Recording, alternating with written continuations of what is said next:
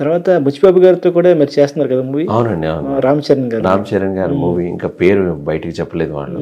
So ఆ మూవీలో బాబు గారికి రీసెంట్గా పరిచయం, ఒక స్కెడ్యూల్ అయింది. మళ్ళీ 5th నుంచి నెక్స్ట్ ఈ మంత్, కమింగ్ మంత్ నుంచి వరుసగా 15 రోజులు ఉంది. So let's see. Ram Charan గారితో కాంబో ఉందండి.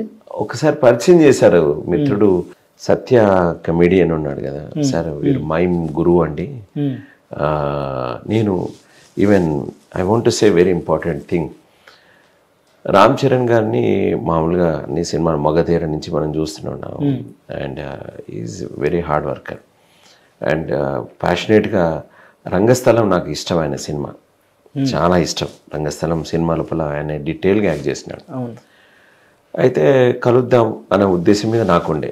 సత్య ఆర్టిస్ట్ ఏ ఉన్నాడంటే, మధుగారు నేను నీకు కల్పిస్తానండి అంటే, ఎప్పుడు కల్పిస్తాం అని ఊరికే గేజ్ చేశాను. ఎందుకు పాపం వాళ్ళు ఏదో బిజీగా ఉంటారు, వాళ్ళ క్యారవాన్లో ఉంటారు, మన పండుగ వచ్చా మనం చేసుకొని వెళ్ళిపోవచ్చు కదా అనేటువంటి ఆలోచన ఉన్నా కానీ సత్య నాకు చాలా దగ్గర. సో నేను అడుగుతుంటే మైసూర్లో జరుగుతుంది.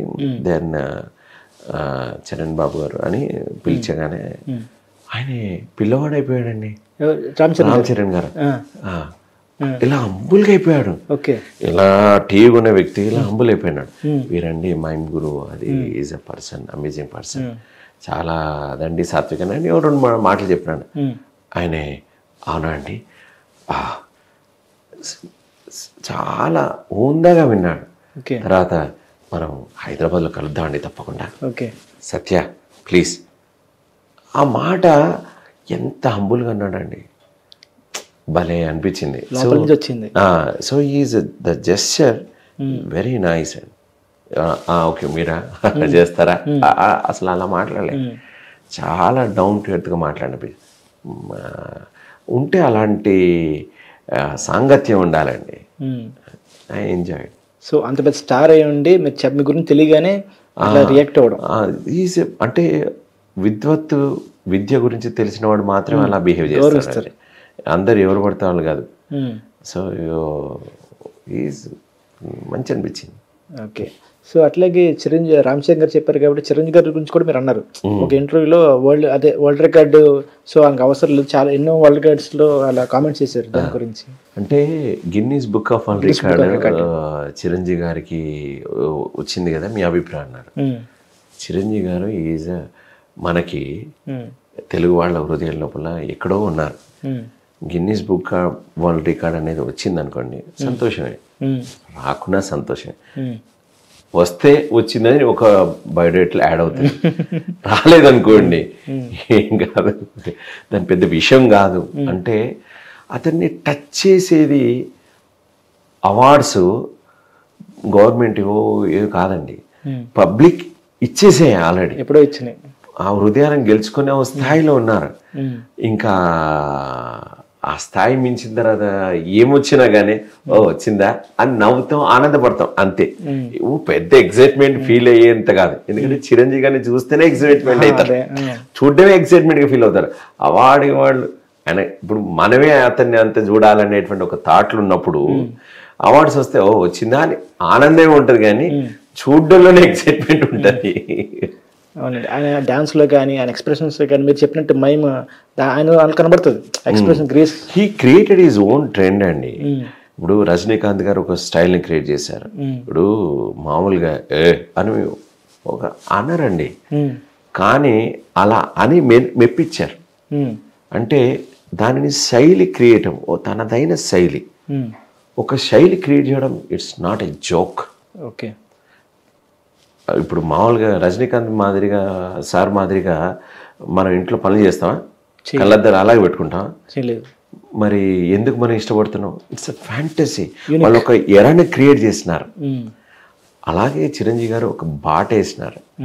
సో అందుకే వాళ్ళు లెజెండరీ స్థానంలో నిలిచిపోయినారు. అందుకే ఆ స్థాయికి వెళ్ళడానికి కావాల్సినటువంటి కష్టం ఎంతో ఉంటుంది వెనక. సో కాస్ట్యూమ్ నుంచి, మూమెంట్ నుంచి, ఫ్లెక్సిబిలిటీ, ఎన్ని చెప్పినా తక్కువే. ప్రతి విషయంలో వాళ్ళు జాగ్రత్త పడితే కానీ ఆ శైలిని మెయింటైన్ చేయలేరు. సో దట్ ఈజ్ గ్రేట్నెస్ అండి. ఓకే. తర్వాత ఇప్పుడు మీరు ఇందాక చెప్పారు ఫౌజీలు కూడా చేస్తున్నాను. సో ఫౌజీలో క్యారెక్టర్ ఎలా ఉండిపోతుంది? అది నాకు తెలియదు. సో ఈ ప్రభాస్ గారితో చాలామంది యూత్ వాళ్ళందరూ ఎంత గొప్పగా ఫీల్ అవుతున్నారంటే, ప్రభాస్ అని చెప్పగానే ఒక్కొక్కరు జిగేలని ఫీల్ ఉందండి. నిజంగా చాలా వైబ్, ఆ వైబ్ ఉంది. నేను ప్రభాస్ గారు చేస్తున్నటువంటి సినిమాలో ఒక రోల్ వచ్చిందని చెప్పగానే నా వ్యూవర్షిప్ ఏదో మామూలుగా ఇన్స్టాగ్రామ్ ఏదో చాలా పెరిగిపోయింది. ఓకే, అంటే ఎంత ఇష్టంగా నన్ను చేసుకున్నానంటే అంటే సో పాయింట్ ఏంటంటే, ఒక మంచి ఆర్టిస్ట్ని మన తెలుగు ప్రేక్షకులు ఎంత గొప్పగా ఆదరిస్తున్నారని చెప్పడానికి ఈ ఫ్యాన్స్ని మనం చూసుకుంటే మనం తెలుసుకోవచ్చు. అది ఎన్టీఆర్ ఫ్యాన్స్ కావచ్చు, రామ్ చరణ్ ఫ్యాన్స్ కావచ్చు, ఇటు ప్రభాస్ గారి ఫ్యాన్స్ కావచ్చు. సో ఇది ఒక ప్రత్యేకమైన లోకం అండి, స్టార్స్ మధ్యలో సినిమాలు చేయడం అంటే. నాకు ఎక్సైట్మెంట్గా ఉంది, చాలా ఆనందంగా ఉంది. సో అనురావుపూడి గారి సినిమా లోపల ప్రభాస్ గారితో కాంబినేషన్స్ ఇంకా సీన్స్ పడి అన్ని వచ్చాక నేను మళ్ళీ ఇంటర్వ్యూకి వచ్చినప్పుడు చెప్తాను. అప్పటిదాకా నేను ఏం చెప్పలేదు. So but I enjoy. చాలా గొప్ప మూవీ అవుతుంది అండ్ డెఫినెట్లీగా హిస్టరీని సృష్టిస్తుంది అండ్ చాలా కాలం ఆడుతుంది ఆ సినిమా, నిలిచిపోతుంది. అలాంటి సినిమా రాబోతుందని మాత్రం ఖచ్చితంగా చెప్పగలుగుతాను. ప్రభాస్ గారు నటించబోయేటువంటి దిస్ అప్కమింగ్ హిస్ ప్రాజెక్ట్ అనురావుపూడి దర్శకత్వం లోపల తెలుగు ప్రేక్షకులకే కాదు, భారతదేశ ప్రేక్షకులందరికీ మంచి కిక్కినిచ్చేటువంటి, మంచి అనుభూతినిచ్చేటువంటి, నిలిచిపోయేటువంటి సినిమా మాత్రం అవుతుందని ఖచ్చితంగా చెప్పగలుగుతాను. ఓకే, ఇప్పుడు ఈ లుక్ ఏంటి సార్? ఇప్పుడు బీఎడ్ పెంచారు, మన ప్రభాస్ గారి మూవీ.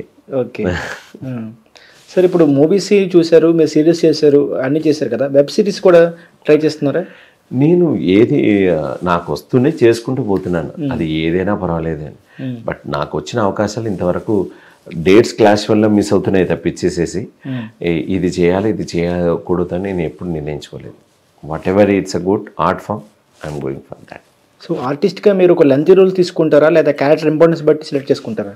ఇవాళ రేపులు అంతా దర్శకులు ఆల్రెడీ చాలా అభిప్రాయంతో వచ్చేస్తున్నారు మన దగ్గరికి. సో ఇతను ఇంతకుముందు ఒకడు జడ్జి చేస్తే వాడు జీవితాంతం జడ్జి, ఒక లాయర్ చేస్తే జీవితాంతం లాయరే, ఒకడు జూనియర్ అసిస్టెంట్ ఏదో ఉంటే ఇంకా వాడు అంతే. ఇంకా బాబు గారు అని ఒక డైలాగ్ ఉంటుంది, వాడు జీవితాంతం బాబు గారు. సో అట్లాంటి మూస పద్ధతులకి ఆర్టిస్టుల డైరెక్టర్లు వచ్చేటువంటి నవతరం ఉండేటువంటి వాళ్ళందరూ తీసేశారండి. సో వాళ్ళు వస్తున్నప్పుడు ఇతని లోపల ఇక్కడ ఉంది, పలానా డైరెక్టర్ అతన్ని ఉపయోగించుకోలే, నేను ఉపయోగించుకుంటాను అనేటువంటి కోణంలో వస్తున్నటువంటి దర్శకులు సంఖ్య పెరిగింది. సో దాదాపు ఒక ఆర్టిస్ట్ ఆలోచించుకోవాల్సిన అవసరం లేకుండా ఆర్టిస్ట్కే ఛాలెంజింగ్ అయ్యేటువంటి రోల్స్ తోటి వాళ్ళే వస్తున్నారు. సో అలాంటి ఆలోచనలు ఇంతకుముందు ఉండేవి కానీ ఇప్పుడు చాలా తక్కువ ఉందండి. ఓకే, సో ఇంకో ఇంటర్వ్యూ చూసాను, మీ మదర్ గురించి చాలా ఎమోషనల్గా చెప్పారు. సో ఇన్స్పిరేషన్గా చెప్పారు మదర్ గురించి, ఒకసారి చెప్తారు? మా mother, we are very middle class family. మా అమ్మ రోజంతా కష్టపడినా ఇల్లంతా మా కోసం కష్టపడేది. స్టీల్ డబ్బాలో ఇంత డబ్బాలో చిల్లర ఉండేవి, అవి అంతే మాకు తెలుసు. ఎలా గడిపిందో ఏంటో మాకు తెలియదు. ఇప్పటికీ మా మదర్ ఒక కొత్త శారీ కొనుక్కునేది లేదు. నేను కొనడానికి వెళ్తే తీసుకుని వెళ్తే నాకు కొని పెడుతుంది కానీ మా అమ్మ కొనుక్కోవడానికి ఇష్టపడదు. ఓ మంచి చెప్పులు వేసుకోవడానికి ఇష్టపడదు, మంచి బట్టలు కొట్టుకోవడానికి. మేము వేసుకుంటే చూసి ఆనందపడుతుంది తల్లి మనసు. అసలు తన కోసం ఏనాడు తాపత్రపడలేదు, మా కోసమే పడింది. కానీ మా అమ్మతో ఒక అనుబంధం ఏంటంటే, మా అమ్మ చెప్పుకుంటుంది, మా అమ్మ చాలా ఇష్టంగా నా బిడ్డ నా కోసం చేసిండు అనేటువంటి ఒక అనుభూతి మిగిల్చినటువంటి అంశం. రీసెంట్లీ ఏం జరిగిందంటే, మా మదర్కి she got a cancer. Okay, but doctor దగ్గరికి వెళ్తే ఇది ఓ టెస్ట్కి వెళ్ళాలి థైరాయిడ్ది, but we need to remove anaplastic cancer ఏదో అన్నారు. అది మళ్ళీ వస్తుంది, ఇంకా no more she will be very difficult అన్న. ముందు మీరు ఆపరేషన్ చేయండి, తీసేసేయండి, ఏం చేయాలో చేసేసేయండి, then we did it everything, but మళ్ళీ వస్తుంది ఓకే వాట్ ఎవర్ నువ్వు మీరు చేశారు కదా రైట్. సో మంచి డాక్టర్ దొరికినారు అపోలో నుంచి, చేయించేసాం, అయిపోయింది. I felt something I want go to some spiritual ట్రిప్లో. నాకు వెంకటేశ్వర స్వామి అంటే ఇష్టం. సో మౌనంతో ఆ స్వామి దగ్గరికి వెళ్దాం అని మామూలుగా 17 days పట్టింది. హైదరాబాద్ నుంచి తిరుమలకు నడుచుకుంటూ వెళ్ళిపోయాను. నడుచుకుంటా. సో వెళ్ళాం, తెలియకుండా చాలా అద్భుతాలు జరిగినాయి. నేను నా స్టూడెంట్ ఇద్దరం, నేను అసలు మాట్లాడలేదు, వెళ్ళాం, వచ్చాం. తర్వాత మళ్ళీ చిన్న చెకప్ ఉంటుంది 6 months తర్వాత. There is no cancer, there is no cancer, there is no cancer. So మా మదరు మమ్మల్ని చూసి ఇష్టపడుతుంటుంది, ప్రేమిస్తుంది. నా బిడ్డల కోసం అంటే నా బిడ్డ కూడా నా కోసం అని ఒక అది అంతే. ఓకే. తర్వాత మీకు అసలు పెళ్లి మీద ఇంట్రెస్ట్ లేదంటే కదా, కానీ కట్ చేస్తే లవ్ మ్యారేజ్ చేసుకున్నారని తెలిసింది. మ్యారేజ్ అనేది నాకు భయం ఉండేదన్నమాట. ఎలాంటి అంటే ఇప్పుడు మనం అంతా ఒక బ్యాగ్ ఇస్తే బాంబే, ఒక బ్యాగ్ ఇస్తే హైదరాబాదు, ఎటు తిరిగేది ఉండేది. సో ఇంట్లో మనకు సపోర్ట్ చేసేటువంటి ఆడవాళ్ళు వస్తారా రాదా అనేది ఒక భయం. సో ఆ టైంలో మా తమ్ముడిది చెల్లిది నాకంటే 10 సంవత్సరాలు చిన్న వాళ్ళిద్దరు పెళ్లిళ్ళు చేసేసారు. బట్ ఒక అమ్మాయి ఫ్రాన్స్ నుంచి మైమ్ నేర్చుకోవడానికి ఇండియాకి వచ్చింది. ఎయిర్పోర్ట్లో చూసి మాట్లాడుతున్న సందర్భంలో నాకు ప్రపోజ్ చేసింది. అప్పుడే తనే ఒక 3 నెలల నుంచి మేము ఆన్లైన్లో మాట్లాడుతున్నాం, వేరే సందర్భం మాట్లాడుతున్నాం, ఒకరినొకరు తెలుసుకున్నాం, కానీ ఈ సందర్భం లేదు. కానీ ఎయిర్పోర్ట్ నుంచి వస్తూ కార్లోనే తను చెప్పడం జరిగింది. ఓకే మేము ఏదో అనుకున్నాం. బట్ ఐ సెడ్ నేను పెళ్ళికి విరుద్ధం, మీ తల్లిదండ్రులు ఒప్పుకొని మా తల్లిదండ్రులు కూడా ఒప్పుకుంటేనే పెళ్ళి, లేకపోతే నాకు అసలు ఇది దూరం. వాళ్ళ తల్లిదండ్రులు ఒప్పుకున్నారు, మా తల్లిదండ్రులు అయితే వీడు ఎప్పుడు పెళ్లి చేసుకుంటాడో రా అనేటువంటి కోణంలో ఉన్నారు. సో భరణి గారు మాకు చాలా అరే నీ పని అయిపోయింది అని తనే పెళ్లి పత్రిక రాసి తనే చదివి యూట్యూబ్లో ఉంటుంది పెట్టి, తను షార్ట్ టైం ఉండే. సో ఎంగేజ్మెంట్ అయిన 1 year తర్వాత పెళ్లి చేసుకున్నాం. మా అమ్మ పుట్టినరోజు నాడు August 15 నాడు ఎంగేజ్మెంట్ చేసుకున్నాం. October 6 నా పుట్టినరోజు నాడు మా పెళ్ళి అయింది వరంగల్లో. చాలా ధూమ్ధామ్గా చాలా జరిగింది. అట్లా వాళ్ళందరూ వచ్చారు, అక్కడి నుంచి వాళ్ళ మిత్రులు వచ్చారు. నా కూతురు ఇప్పుడు వాళ్ళు ఇప్పుడు ఇద్దరు ఫ్రాన్స్ లో ఉంటారు. After corona we want to decide to go to France. నా కూతురు వయలిన్ నేర్చుకుంటుంది, 7.5 సంవత్సరాలు ఇప్పుడు. అది అక్కడ ఫ్రాన్స్ లో ఉంటుంది. 2 professional violin and regular school ఉంటుంది దాంట్లోనే.